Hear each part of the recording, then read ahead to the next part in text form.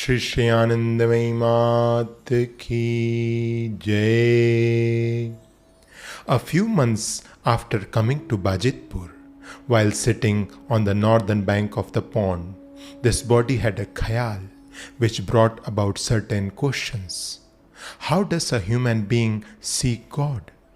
How does one realize Him? I would have to enact the play of sadhana. Another day, a thought came up: what is Diksha and how does it come about? Accordingly, the meaning of Diksha, initiation, and the process by which it occurs were manifested distinctly within. In reply to questions regarding initiation, Ma said, "Whatever comes about." Ashu's mother had received a letter from her Gurudev when this body was very young. That letter had been kept safely. After noting the address, Bholanath wrote to him requesting that he visit us. Receiving no reply, he then sent a letter to Ashu's mother asking for the updated address. But there was no reply to that either. In the meantime, the khayal regarding Diksha began to manifest itself within this body as a kind of leela, divine play. Since for her every thought is revealed to its fullest, this thought expanded itself to reveal that when the desire for Diksha is intense, the Lord Himself manifests in the form of Diksha.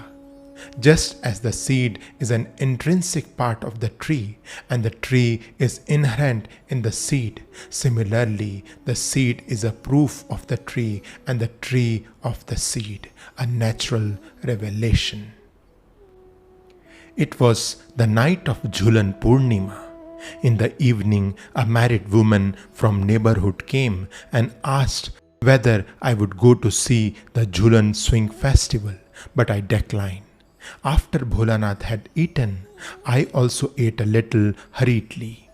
I normally didn't take my meal so early, but I was overcome by a singular sensation.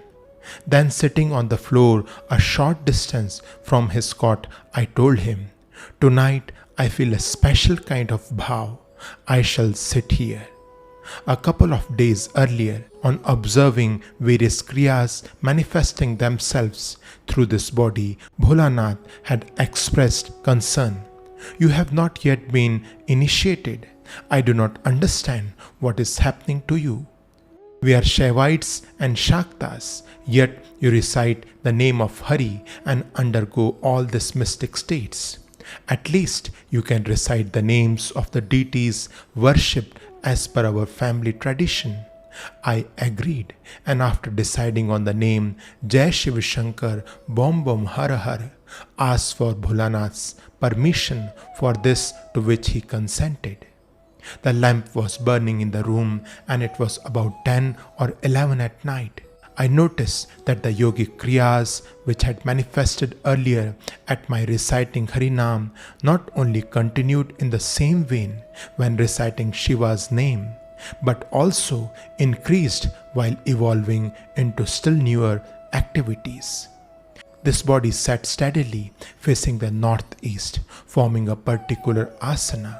While she cleaned the floor through a symbolic gesture, a yagna mandal took shape automatically, although she had never seen such a thing being made before. While still seated in the particular asana, her upper body folded forward, lying limp on the floor in front. Then she turned to face the east.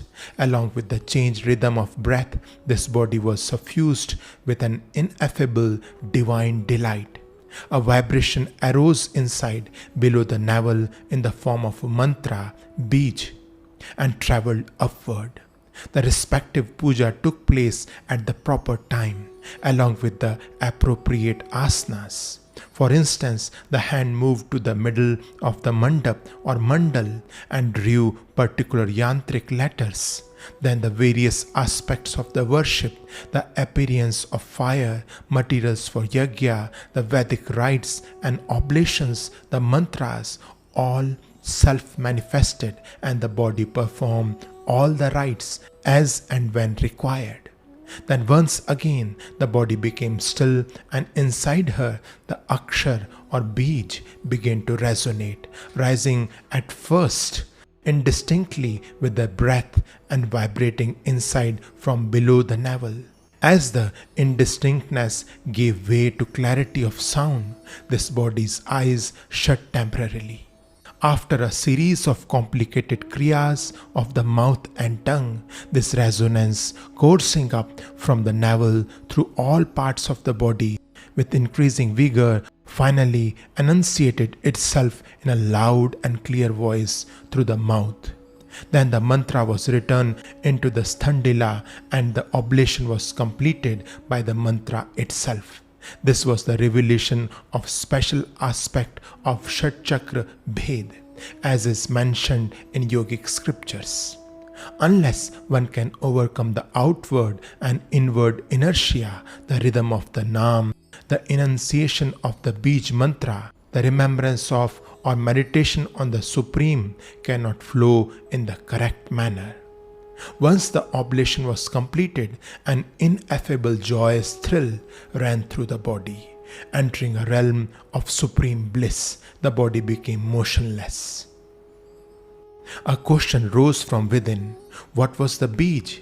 In answer, its meaning, characteristics, tangible and intangible bhavs appeared from within, manifesting themselves in sequential order in all forms within this body as well as in the form of sounds in my ears. As I sat, I found that the thumb was approaching the finger joints, and after hovering around, it reached the right spot to perform the japa, and the mantra began to be recited. Japa had begun. That night was the first time that the mantra, japa, puja and yagna all manifested in this body. The next morning, vibrations could still be felt in the veins and nerves, even within the area of the stomach. However, these gradually faded with the activities of the day. Shri Shri Anandamayi Mat Ki Jai.